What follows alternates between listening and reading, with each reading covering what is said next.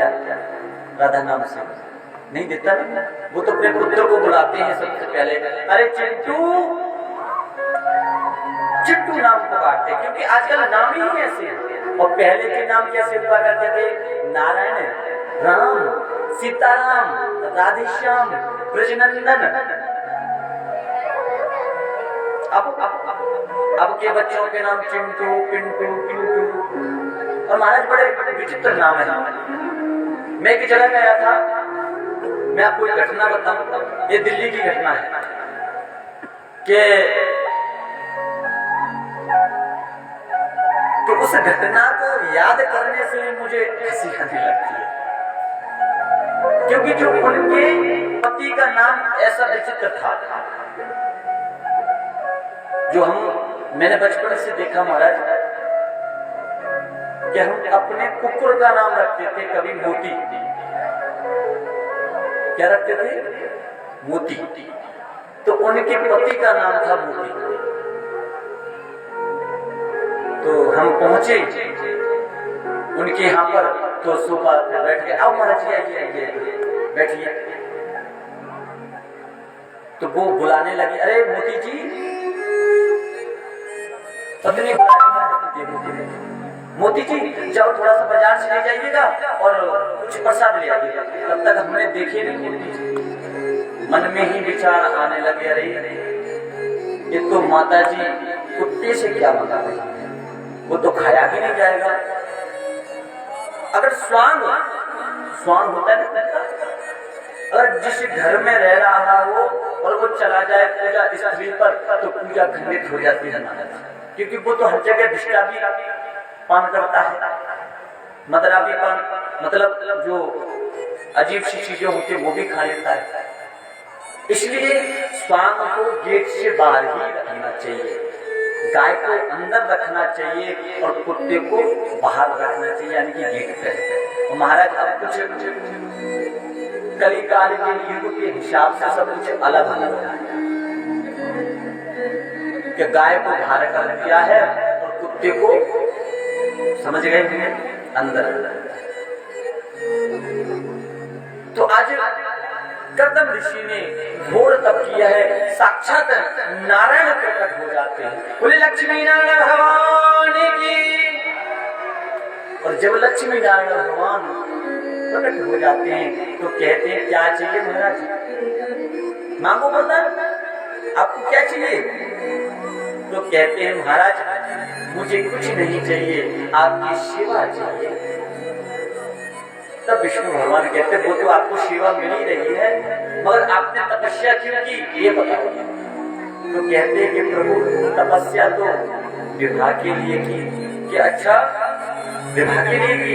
यहाँ मगर महाराज जी मैं आपसे चाहता हूँ, मुझे ठगो मत, अब मैं शादी करना नहीं चाहता हूँ, अब मैं ब्रह्मचारी रहना चाहता हूँ, पर आपके नित्य भजन में लीन होना चाहता हूँ, और मैं भजन में लीन होना चाहता हूँ महाराज, अब शादी करना नहीं चाहता हूँ। जैसे जैसे कहा तो विष्णु भगवान ने कहा कि आपने तब तो शादी के लिए ही किया है, इसलिए हम आपका विवाह करवा देते हैं और आशीर्वाद देते हैं कि हम आपके यहाँ आएंगे और आपके पुत्र बनकर आएंगे, तब आपका कल्याण हो जाएगा। और जैसे ऐसा सुना तो वो विपुलित हो गए और कहते हैं सरस्वत्या तपस्या सहस्रम समादसः। तो उन्होंने जैसे विष्णु भगवान ने आशीर्वाद दिया, स्वयं मनु अपने रथ पर अपनी पुत्री को ले आकर उनके कर्दम ऋषि के आश्रम में पहुंच गए हैं। कहाँ पहुंच गए हैं? आश्रम में।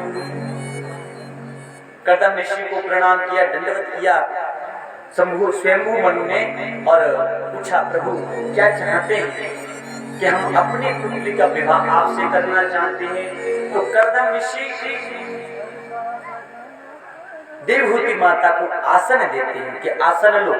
अब देखिएगा होने वाला पति है, अभी पति हुई नहीं है, तो एक बात बताओ, जब पति कहे आसन ग्रहण कर लेना चाहिए, अपने हाथ से आसन दे पत्नी को, तो क्या करना चाहिए? क्या पति के सामने वो आसन पे बैठ सकती है? ये अभी इस युग की बात नहीं कर रहा हूँ, जो युग निकल चुका है। बैठ सकती है? हाँ या ना? नहीं बैठेंगे ना। मगर पति की आज्ञा है, पति हुआ नहीं है मगर पति होने वाला है, उसकी ये आज्ञा है कि लोग इस आसन पर विराजमान हो जाइएगा।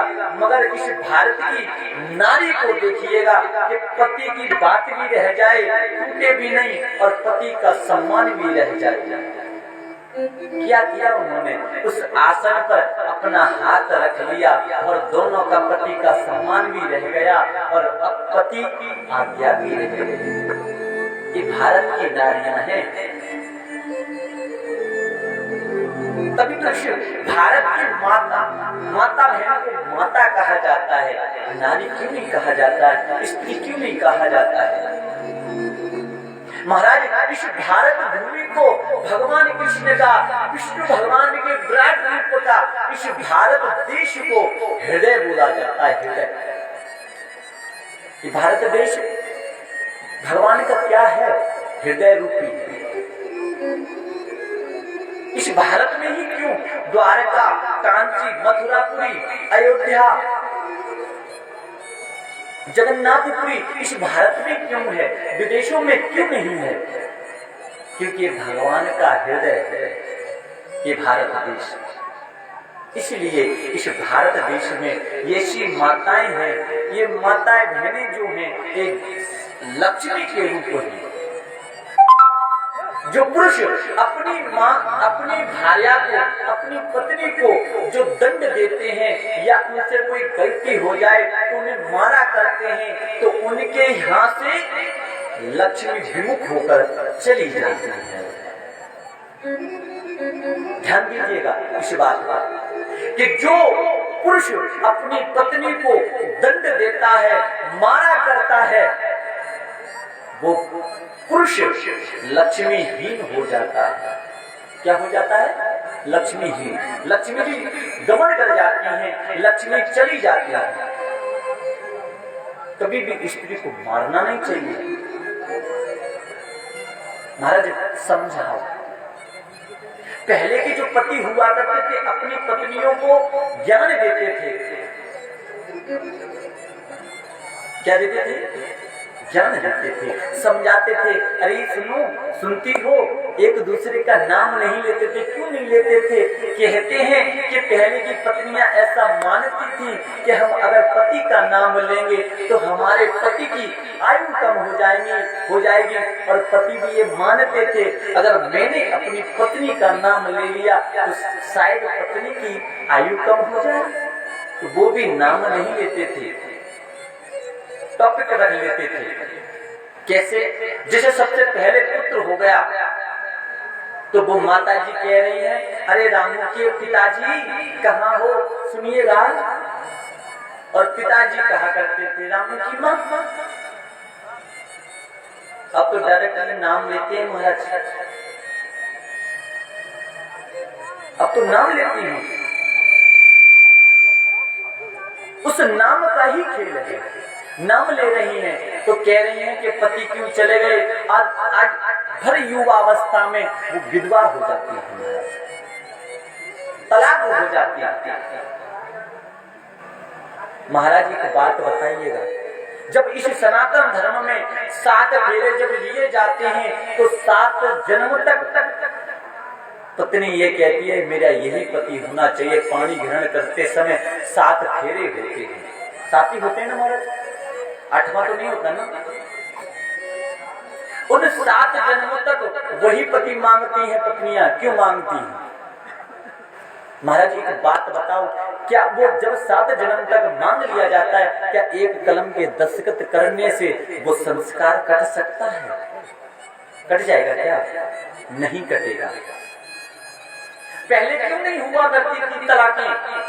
पहले क्यों ये संबंध नहीं बिगड़ता था? इसलिए संबंध नहीं बिगड़ता था कि जब पुत्री और पुत्र के पिता की बुद्धि सम होती थी, एक दूसरे से वो प्रेम करते थे, उनको संबंधी कहा जाता था।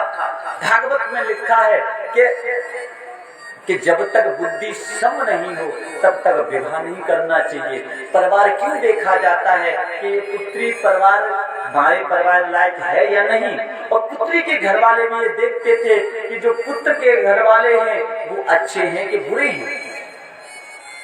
जब उन दोनों संबंधियों की बुद्धि सम होती थी तब रिश्ता हुआ करता था। अब तो महाराज धन के उस पे होता है, पुत्री वाला अगर 10 लाख रुपए दे रहा है तो शादी हो गई। अरे इस संस्कार को चेंज करो, बदलो।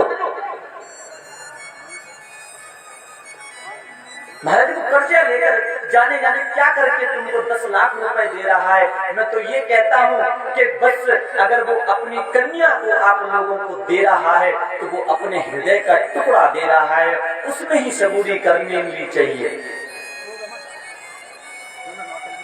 कहा जाता है कि मांगे से भीख भी नहीं मिलती है और बिन मांगे हीरे जवाहरात बहुत कुछ मिल जाता है।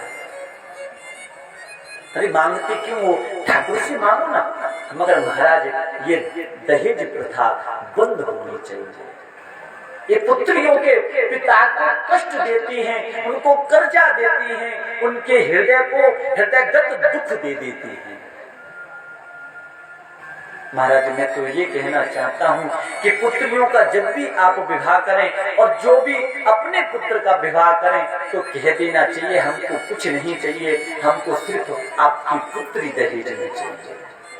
तो महाराज कितना अच्छा होगा कि हर एक पिता की किसी बात की चिंता ही नहीं होगी कि अब पुत्री विवाह लायक हो गई है, धन इकट्ठा करना है। तो महाराज मैं तो बस इतना ही कहना चाहता हूँ कि हर एक को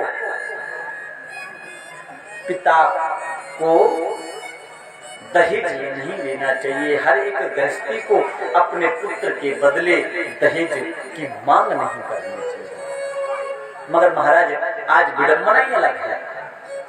जब तक उनको 4-5 लाख रुपया ना मिले तब तक शादी विवाह नहीं होता। क्या हमारे 100 आदमी होंगे, नेक पर बात बिगड़ जाती है, लड़ाई हो जाती है। बोलो राधे राधे, बोलो हरि लाल की जय जय राधे। तो आज कर्दम ऋषि देवहूति माता उस आसन पर हाथ रखकर बैठ जाती, हाथ रख लेती है और उनका दोनों लोगों का बड़े लौकिक रीति से विवाह संपन्न होता है। स्वयं मनु उनको बड़ा दान दहेज देते हैं, मगर कर्दम ऋषि कोई भी दान दहेज उनसे नहीं लेते हैं और हाथ जोड़ लेते हैं कि स्वयं मनु से कहते हैं प्रभु मुझे आपने अपनी पुत्री दे दी, यही मेरे लिए सबसे बड़ा दहेज है। मैं आपसे ये कुछ भी नहीं लूंगा क्योंकि मुझ पे मेरे पास कुछ रखने के लिए जगह ही नहीं है, मैं क्यों लूंगा। ऐसा कर्दम ऋषि ने बोला और कर्दम ऋषि का विवाह हो जाता है। उसके उपरांत ही कुछ समय बाद उनको संध्या वेला हो जाती है और वो संध्या करने के लिए एकांत में बैठ जाते हैं। हे तत्ते आविराजस्य मनोचिता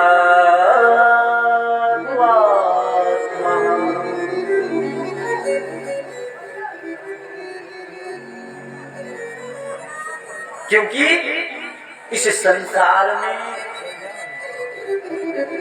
उनका विवाह हो जाने के बाद वो संध्या करने के लिए चले जाते हैं और त्रिकाल संध्या जैसे ही संध्या की महाराज कर्दम ऋषि संध्या में बैठ गए तो आज देवहूति माता उनकी कुटिया में बड़ा विचित्र दृश्य देखते हैं कि क्या कि एक तरफ चूहों का बिल है और एक तरफ सर्प का बिल है, चीटा चीटी भी हुई रह रहे हैं, चूहा भी रह रहे हैं, शेर और हिरण भी रह रहे हैं, मगर एक दूसरे के वो बैरी हैं, मगर एक दूसरे से बैर नहीं रखते हैं, प्रेम रखते हैं।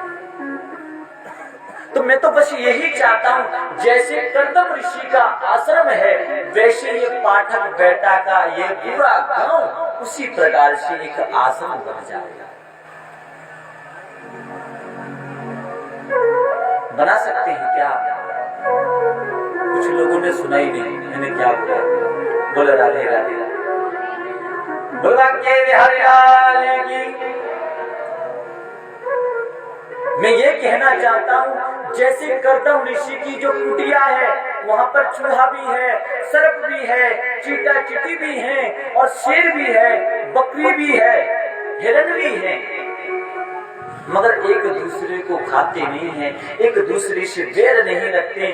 जैसे कर्दम ऋषि का आश्रम है वैसे अपने ग्राम को आप बना लीजिएगा तो ये भागवत कथा करना सार्थक हो जाएगा। मैं मान लूंगा कि भागवत कथा के शब्द आपके कानों में पड़ने से आप परमात्मा के हो गए, आप राधा रानी के हो गए, क्योंकि राधा रानी का होना सहज नहीं है महाराज। वास्तव में भी हकीकत में आप राधा रानी के होने चाहते हो तो दिल से एक बार राधा नाम पुकार कर संकीर्तन करके तो देखना, आपके हृदय के जितने भी द्वेष छल कपट हैं वो सब भस्मीभूत हो जाएगा। परमात्मा की आप एक बार हाथ तो फैला कर देखो, हे दाता भंडारी, हे राधा रानी, मुझे बस अपने चरणों की भक्ति दे दो, अपनी भक्ति प्रदान करा दो। ऐसा आप लोग करिएगा। जिसे कर्दम ऋषि का आश्रम है वैसा ही अपने गांव को आप बनाने की कोशिश करिएगा। बना नहीं सकते हो तो कोशिश तो कर सकते हैं ना, करने की कोशिश करो। इस गांव को, इस पाठक बेटा को वृंदावन बनाने की कोशिश करो। गेट पर जाइएगा तो हर एक गेट पर बजाने से पहले उससे राधे राधे बोलिएगा। जो छोटे छोटे भैया हैं अगर छोटा नहीं बोल रहा है तो बड़े को राधे राधे बोलना चाहिए। एक दिन होगा, 2 दिन होगा, 3 दिन होगा, 4 दिन होगा, एक दिन वो छोटा आपसे राधे राधे बोलने लगेगा। महाराज भगवान का नाम लेने में कोई दोष नहीं है, कोई बुराई नहीं है। अगर मैं आपसे राधे राधे कर लेता हूँ तो मैं छोटा नहीं हो जाता, अगर आप मुझसे राधे राधे कर लेते हैं तो आप छोटे नहीं होते हैं। तो अगर कोई छोटा बच्चा जा रहा है तो उसे भी राधे राधे कर लेना चाहिए। कोई छोटी माता है अपने सुबह को उठकर अपने सास ससुर के पैर छूने चाहिए और उनसे राधे श्याम करना चाहिए, राधे राधे करना चाहिए। अपनी जो बड़ी जिठानी है उनसे राधे श्याम करना चाहिए। मगर महाराज आप बोल तो बहुत अच्छा रहे हैं, बड़ा सुंदर लग रहा है, मगर महाराज ये जीवन काल में हो नहीं सकता। क्यों नहीं हो सकता? अरे आप तो 1 हो, 2 हो, 3 हो। रामायण उठाकर देखिएगा, रामायण उठाकर के देखिएगा, उसमें 4 रानियां हैं और 4 रानियों को सीता माता का बहुत बड़ा दुख था जब उनको वनवास हो जाता है। वो भी तो आपस में राधे श्याम किया करती थी। आप किसके लिए लड़ते हो? क्या आप इस धन दौलत को लेकर जाओगे? नहीं जाओगे। तो आप में जब तक आप लोगों में प्रेम नहीं होगा तो क्या आपके बच्चों में प्रेम हो जाएगा?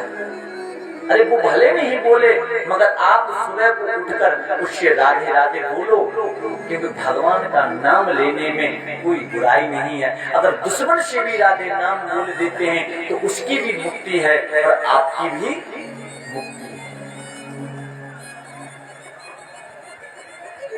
इसलिए मैं कहता हूँ कि संसार में जो भी प्राणी आया है उसका जाना निश्चित है। कोई यहाँ अमर होके नहीं आया है। छीणे पुण्य मृत्यु लोके, जब हमारे स्वर्ग से पुण्य क्षीण हो जाएंगे तो इसी धरातल पर आना पड़ेगा और पुनः माता के घरों में जाना पड़ेगा। इसलिए कहता हूँ तुम अगर वास्तव में भजन करना चाहते हो तो राधा नाम जप करो, राधा को पुकारो, कृष्ण को पुकारो, राम को पुकारो, श्याम को पुकारो, शंकर को पुकारो, मगर पुकारो।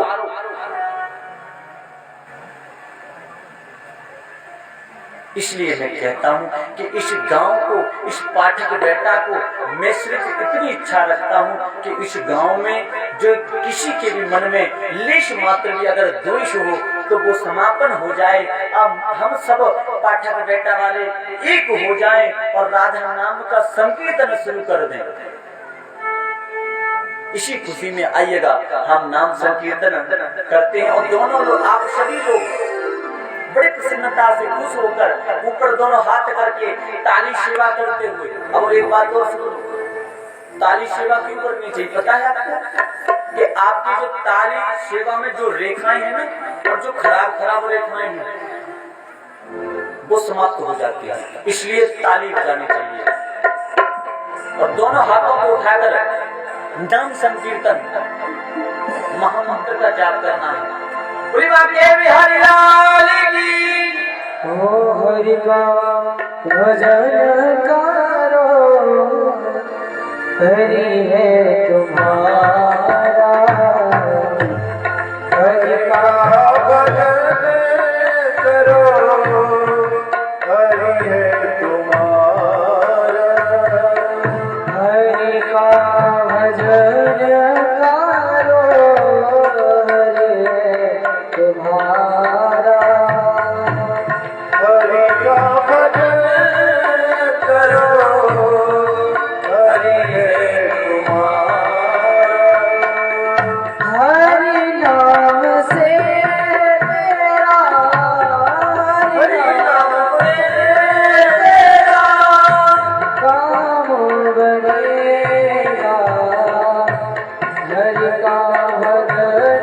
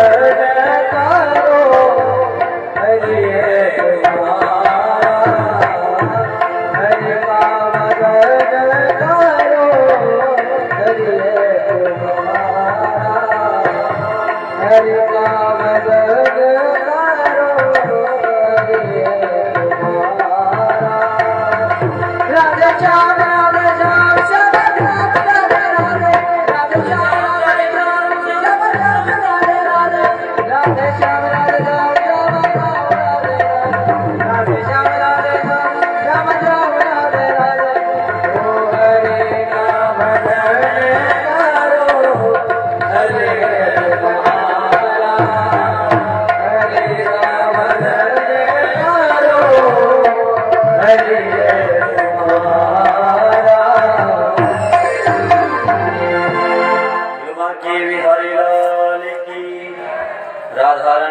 सरकार की।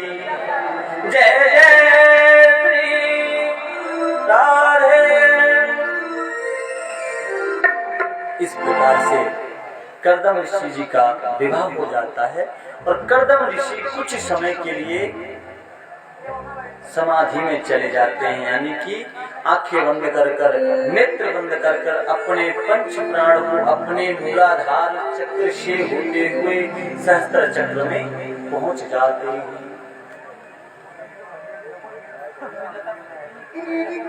और जब सहस्त्र चक्र को में पहुंच जाते हैं तो उसमें समाधि लग जाती है, शून्य अवस्था में पहुंच जाते हैं।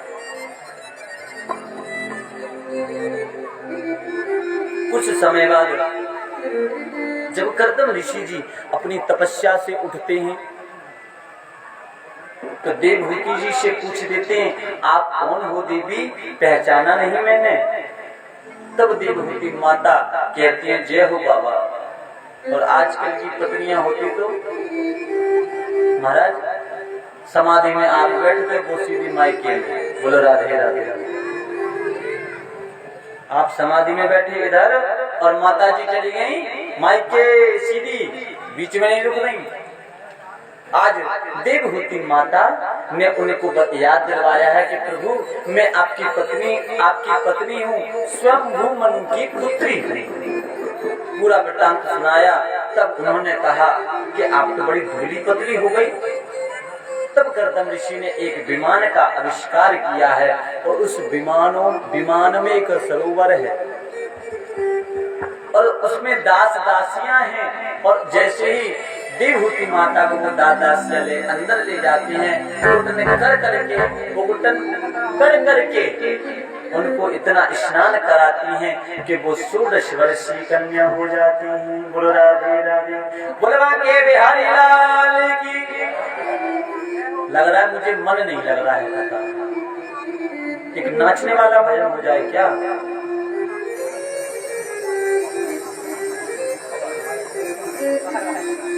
समस्या खत्म हुई कि नहीं हुई?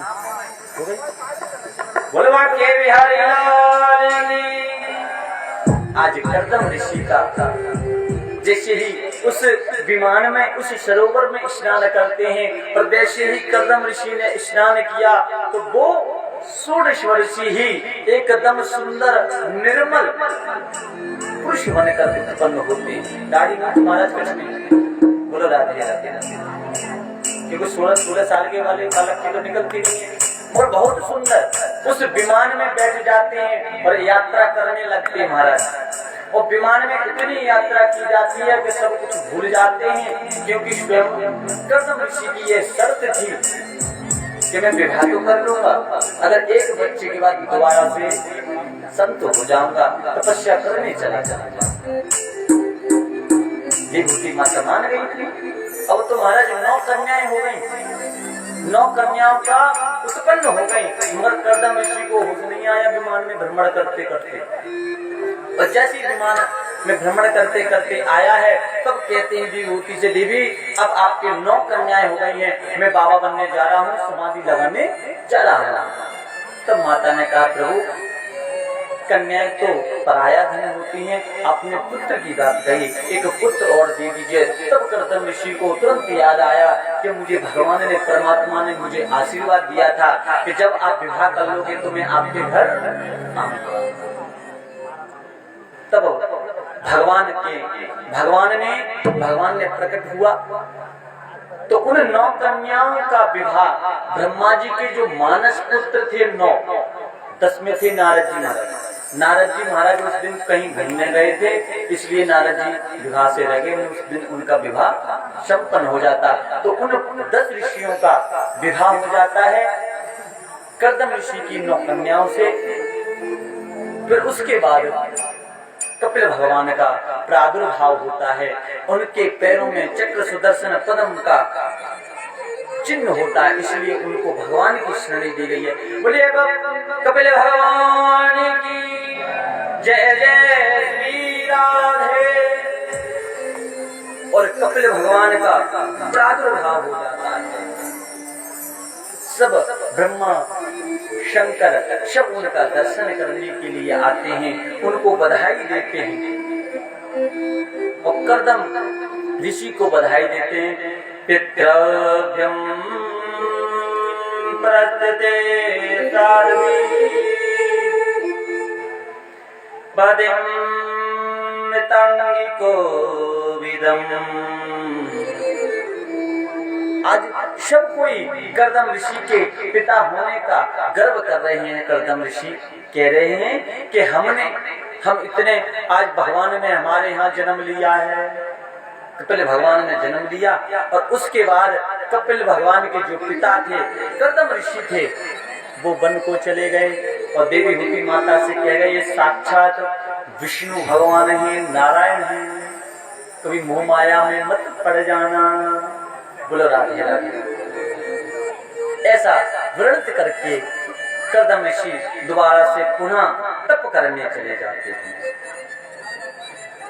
अब कपिल भगवान कुछ समय बाद जैसे ही वो बड़े होते हैं तो एक दिन देवहूति माता कहती हैं कि तस्मिन्नं बिंदुसारं वत्सिदं भगवान कपिलो किलः। अरे कपिल, मैंने सुना है आप भगवान हो, आप परमात्मा हो। तब कपिल भगवान कहते हैं माता, माँ आप ऐसा क्यों बोल रही हो कि प्रभु मैंने सुना है आप भगवान हैं तो मेरा कल्याण कैसे होगा? आपके पिता तो तपस्या करने चले गए, मेरा कल्याण कैसे होगा? तब कपिल भगवान ने अपनी माता को सांख्य योग का वर्णन किया है। कहा है कि जित श्वासो जितेंद्रिय। सबसे पहले क्या करना चाहिए? आसन जीतना चाहिए, सीधे बैठ जाना चाहिए एक आसन पर और बिल्कुल सीधा बैठकर आसन को लगा लेना चाहिए, सुखासन, जिस आसन में आप प्रारब्ध होना चाहिए। बोलिए कपिल भगवान की जय। देखिए बोल बामन भगवान की। हमारे बीच में बामन भगवान उपस्थित हो रहे हैं, इसलिए मैं आपको थोड़े से समय में समझा देता हूँ। बामन भगवान कश्यप ऋषि के ही पुत्र हैं। उनकी माता से उन्होंने जन्म लिया। क्यों लिया? जब देवासुर संग्राम हुआ, दैत्यों ने उनको परेशान कर लिया था, तब उन्होंने पयोव्रत धारण करके उन्होंने कपिल भगवान बामन भगवान का प्रादुर्भाव हुआ था। तो आइएगा हम सभी जितने भी यहाँ श्रोतागण बैठे हुए हैं वो पहले बामन भगवान का पूजन करेंगे। सर्वप्रथम हमारे परीक्षित जी महाराज और यज्ञपति जी महाराज पूजन करेंगे और उसके बाद हम लोग कथा में प्रवेश करेंगे। बोले कपिल बामन भगवान की जय जय श्री राधे। आइएगा हम सब बामन भगवान का पूजन करते हैं, उसके बाद पुनः कथा में प्रवेश करते हैं। और जिस माता बहन को पूजन करना है वो एक एक कर आए, जिससे भीड़ ना बनाए। एक एक कर आए, पूजन करें और अपने यथा स्थान पर जाकर बैठ जाएं।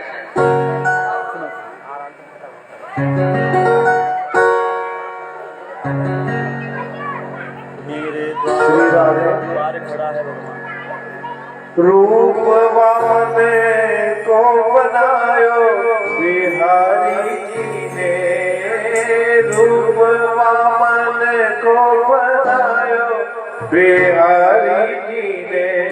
बाके बिहारी ने, कुंज बिहारी ने। बाके बिहारी ने, कुंज बिहारी ने। रूप वामन को बनायो बिहारी जी ने। रूप बनायो बिहारी जी ने। बाके बिहारी ने, कुंज बिहारी ने।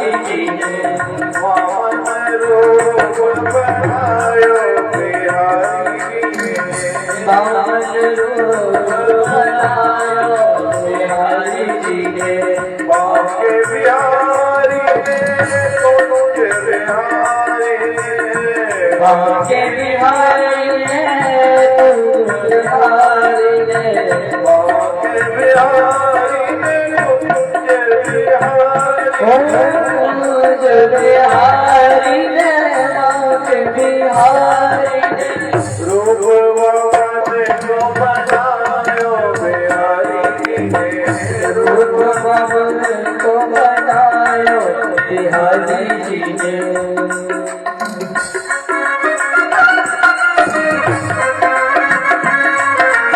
हरि बोल। सभी लोग ताली से सुनते हुए।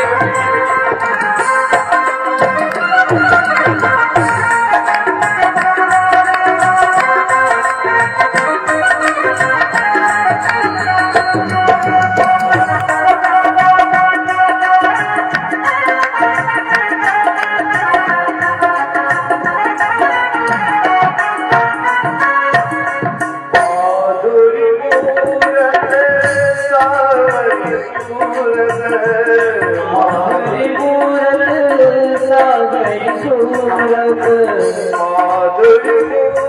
मूरत सावरी सूरत माधुरी मूरत सावरी सूरत छवि मोहि मन पायो बिहारी ने रामन रूप बनायो बिहारी जी ने रूप वामन को बनायो बिहारी ने रूप बाबन को बनायो बिहारी जी ने बांके बिहारी ने कुंज बिहारी ने बांके बिहारी ने कुंज बिहारी ने बांके बिहारी ने कुंज बिहारी ओ बांके बिहारी ने कुंज बिहारी ने बांके बिहारी ने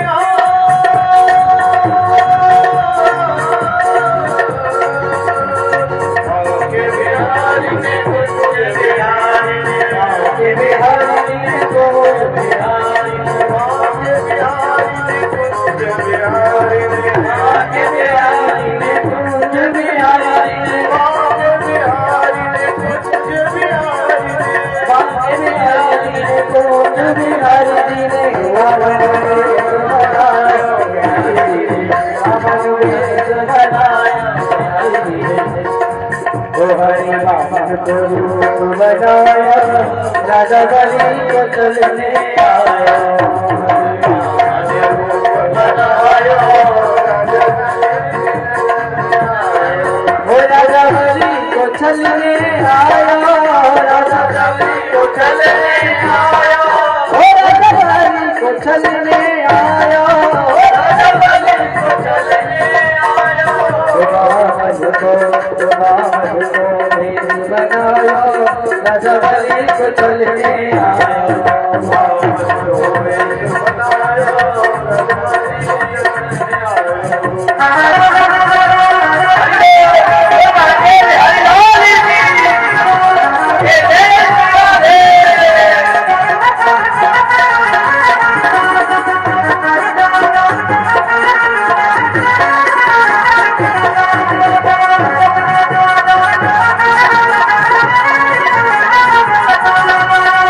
माथे तिलक ले सोए सर में चंद्र है सोए माथे तिलक ले सोए सर में चंद्र है सोए हाथों में कमल बोलाए हाथों में कमल बोलाए राजा बलि को चलने आए हरि बाबन का भेष बनाए राजा बलि को चलने आए राजा बलि को चलने आए राजा बलि को चलने आए राजा बलि को चलने आए राजा बलि को चलने आए हरि बाबा का भेष बनाया राजा बलि को चलने आए राजा बलि को चलने आए राजा बलि को चलने आए राजा बलि को चलने आए राजा बलि को चलने आए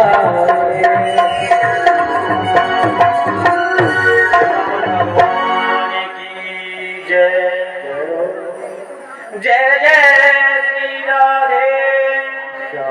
अब इन मीडिया वालों से निवेदन है कि आप यथास्थान पर बैठ जाएं और जिस माता बहन को वामन भगवान का पूजन करना है, और कोई करे या ना करे, मगर जो यज्ञ की यजमान बने हैं, ये मत सोचना कि आचार्य जी इसलिए बोल रहे हैं कि इनको धन की आवश्यकता है, ऐसा मत सोचना मन में।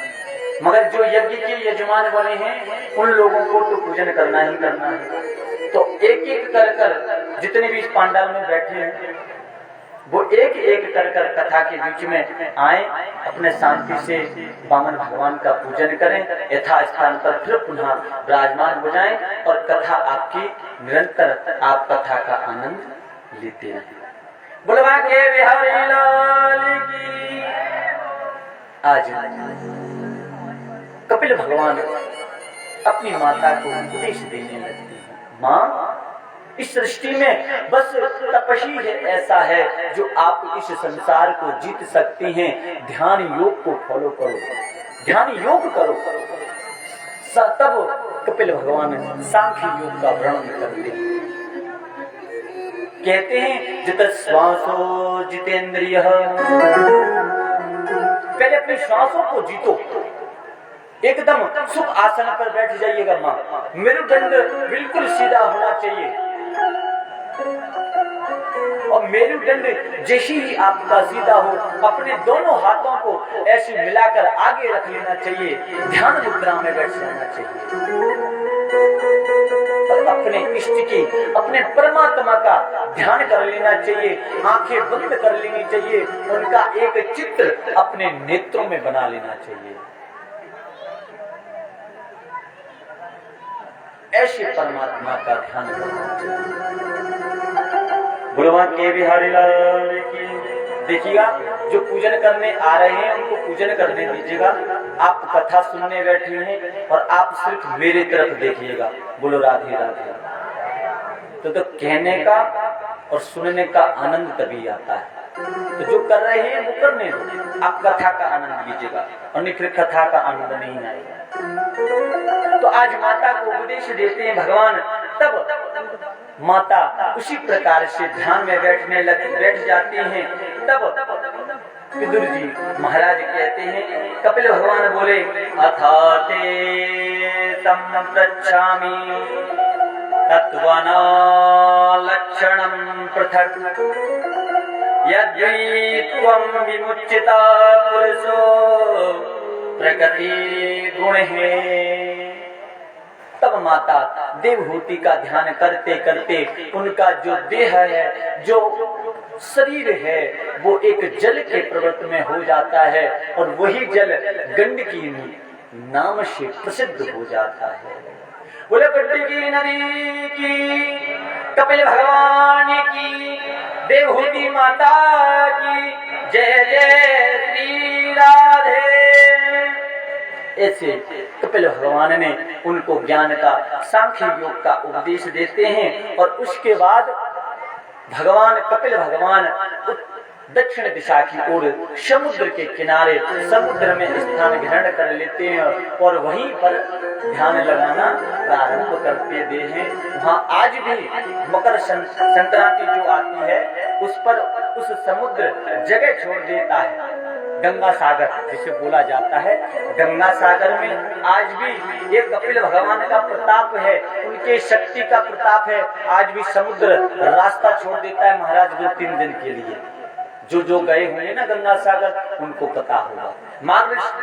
मकर संक्रांति की बात होती है, दर्शन होते हैं, तो वहाँ कपिल भगवान का दर्शन होता है। इसके बाद मैत्रेय जी ने स्वयंभू मनु की पुत्री का वर्णन करते हैं। मनस्तो सतरूपा स्त्री कन्या जगजिरे आगोदे देवहूतिश्च रसोदेरिति विस्मृतः। अब विदुर जी महाराज शंभु मनु की पुत्रियों का वर्णन करते हैं। आकुति, देवहूति और प्रसूति, इन तीनों पुत्रियों के वंश का वर्णन करते हैं। इसमें अब प्रसूति राजा जो दक्ष थे, एक दक्ष को भी बिहाई गई थी। जो दक्ष थे ना, दक्ष कौन थे? शिव के ससुर, यानी शंकर भगवान के ससुर साहब थे राजा दक्ष। और स्वयंभू मनु की उनसे पुत्री से उनका विवाह हुआ था और उनकी पुत्री थी सती मैया। तब कहते हैं कि प्रभु एक बात बताइएगा, मैंने आप कह रहे हैं कि उनकी एक सती थी, वो यज्ञ में जाकर गिर पड़ के भस्म हो गई थी।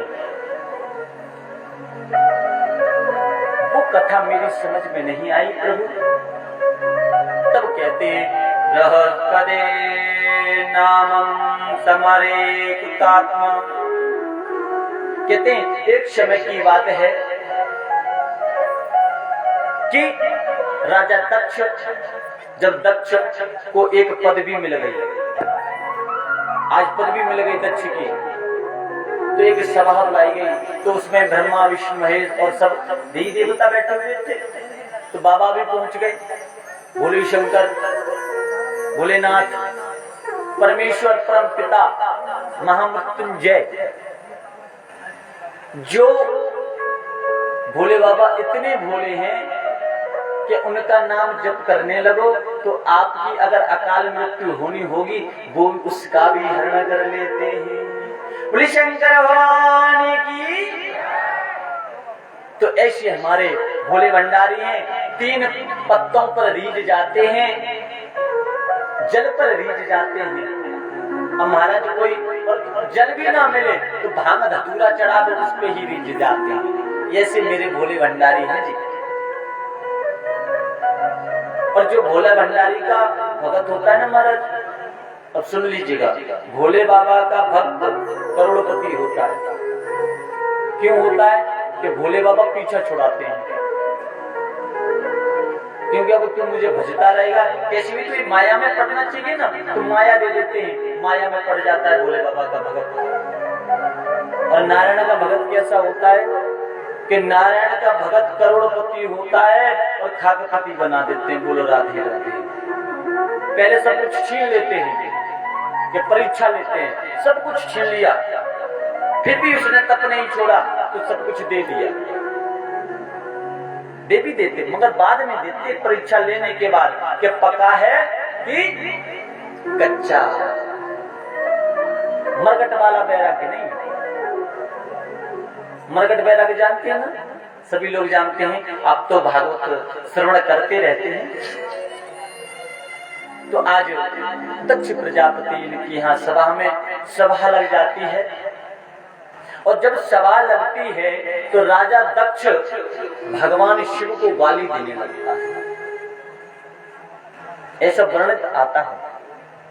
मगर क्या हुआ महाराज, एक जगह जैसे ही दक्ष प्रजापति ने कनखल में एक यज्ञ का आयोजन किया, बहुत बड़ा यज्ञ का, क्योंकि जो शंकर भगवान के साथ उस सभा में कुछ हो गया था, मगर उन्होंने जाकर सती मैया को नहीं बताया कि तेरे पिता ने मुझसे ऐसे कहा है, दुर्वचन कहे हैं, ऐसा कहा, कुछ नहीं बताते हैं।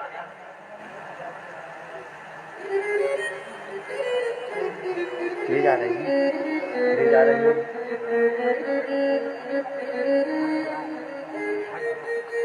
बोलो मां के बिहारी लाल की।